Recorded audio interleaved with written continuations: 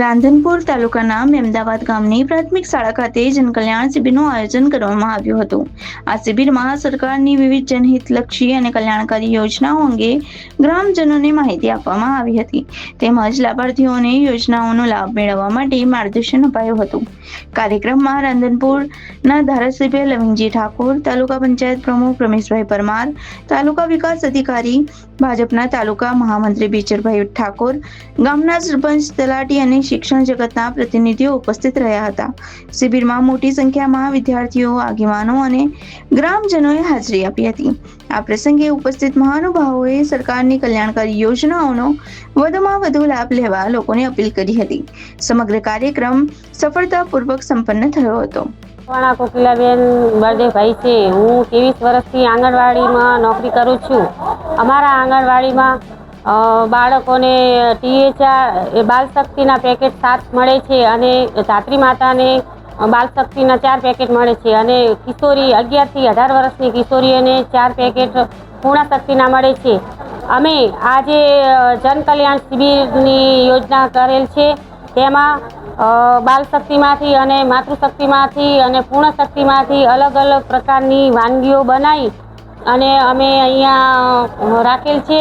તેમાંથી બાલશક્તિમાંથી અને પૂર્ણશક્તિમાંથી પોષક તત્વો વધારે મળે અને ગામજનો પણ આ એમના બાળકોને અને સગર્ભા માતાઓ અને ધાત્રી માતાઓ પણ આનો ખોરાક કરે તો તેમાંથી એમને પોષક તત્વો વધારે મળી રહે છે અને આમાંથી લોહીનો પણ વધારો થાય છે।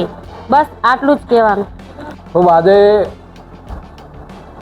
મેમદાવાદ જિલ્લા પંચાયતમાં આવતા લગભગ 19 ગામોના અહીંયા બધા જનકલ્યાણ શિબિરમાં બોલાવીને અહીંયા સરકારશ્રીની વિવિધ યોજનાઓના સ્ટોલ લાગેલા છે અને ગરીબ લોકોને, આમ જનતાને એનો સરકારશ્રીનો લાભ મળે એના માટે અધિકારીઓ, પદાધિકારીઓ સાથેની અહીંયા શિબિરનું આયોજન કરેલું છે, જેથી કરીને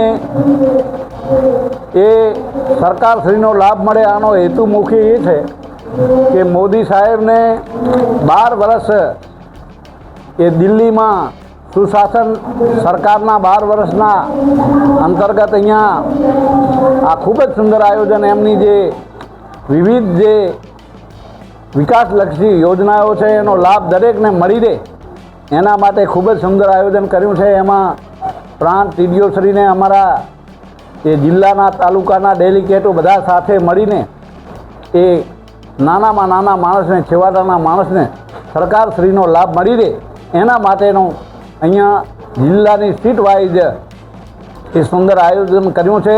એ બદલ હું એ સરકારશ્રીનો અને તમામ કર્મચારી અધિકારીઓનો પણ ખૂબ હૃદયથી આભાર માનું। બોલો ભારત માતા કી।